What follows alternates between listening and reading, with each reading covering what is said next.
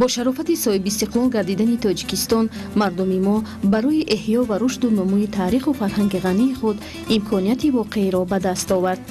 یکی از چاره‌های مهمی که حکومت جمهوری تاجیکستان به عمل برآورد، این غمخوری به فرهنگ و از نو احیا کردن و رشد و نمو بخشیدن به هنرهای ملی مردم ما می باشد. در این میان به هنر گلدوزی و طراحی و ترنم لباسهای ملی در متاحهای تاجیکی اهمیت خاص داده شد. امروزها هستند شخصانی که به تاریخ و فرهنگ ملی و مد تاجیک دقت مخصوص داده در جستجوی شکل و اسلوب‌های نوبنوی هنرهای ملی دستی از جمله طراحی، قالین بافی، ادرس بافی زحمت کشیده ایستادند. اکثر این گونه شخصیت‌ها از هنر دستی خود یعنی دوزندگی اثرها آفریده و صدها معجزه‌ها از هر گونه متاح‌های شیرین و زیبا یک مد ملی را به بانوان و دختران تاجیک می‌آفرند که در تن هر یک زن دیده می‌شود.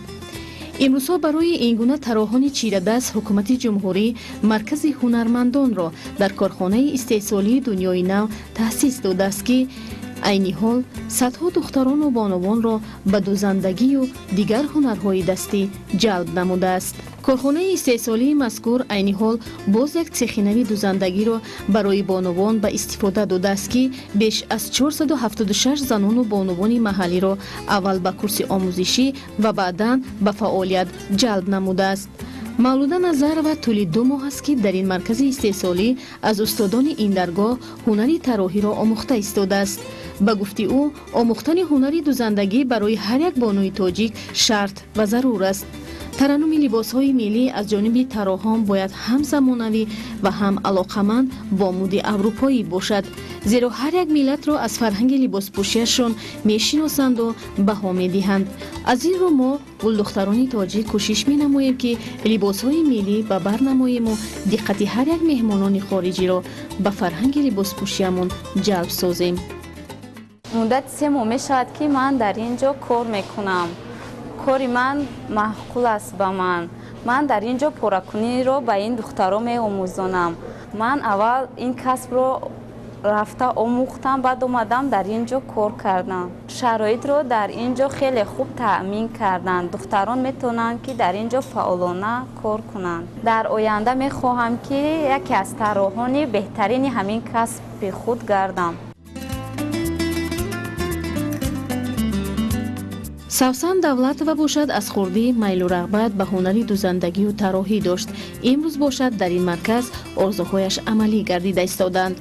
طرز پاره کردن و دوختن و بند و بست نمودن لباسهای زمانوی با طرز اروپایی را الکی از خود نموده است و کوشش دارد که در آینده کلکسی لباسهای ملی را آماده ساخته به بیننده و دوستدار این هنری بالای نیاگانمان پیشکش نماید. زیرا در همه دور و زمانها لباس شیرین و زیبا و تازه و عادی به زنان و بانوان زیب و زینت و حسن زم نموده معرفگر فرهنگ لباسهای ملی می باشند. امروز من 20 فرم حربی را استحصال می نمایم. باعث خوشنودی است که سال 2017 را سال جوانان اعلان نمودند. من می خواهم با این کسبم به جامعه سهم ارزنده خود را گذارم.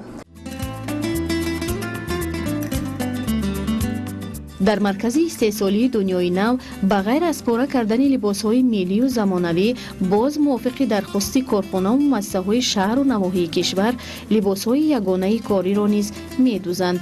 این البته به صیقل دادن مهارت هر یک چیور کمک می‌رساند. رابعه عبادова از نفرانی می باشد که با هنری طراحیش توانسته است دل صدها هوادارانش را تسخیر سازد. رابعه عبادова در دوام فعالیت کاریش شاگردان زیادی را به وای رسانیده است که امروز در هر یک گوشه و کنار مملکتمان همچون چیوری ماهر استاد کسب خویش گردیده‌اند. رابعه عبادова در این مرکز مذکور با درخواست مسئولین این کارخانه استحصالی دعوت شده است. امروز باشد در این کورس‌های آموزشی دختران این درگاه را سبق دوزندگی و طراحی می‌آموزد. طول 5 ماه است که من در این کارخانه فعالیت دارم. من از کسب خود خیلی مینه دارم و میخواهم که در آینده به دختران و فرزندان خود این کسب را آموزم، چون که این کسب برای هر یک زن لازم است. خواه وی معلم است، خواه وی دکتر است، خواه کسی که نباشد، برای هر یک زن در عائله خود این کسب لازم می شود.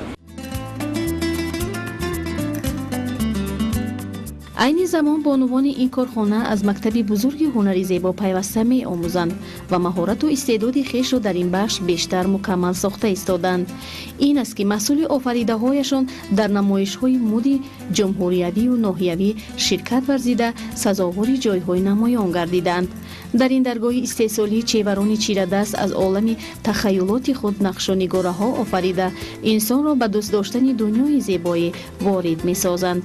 воқеан барои мо имрӯзиён мояи ифтихор аст ки ниёгон баҳрамон дар ҳар соҳа мероси гаронбаҳоеро гузоштаанд.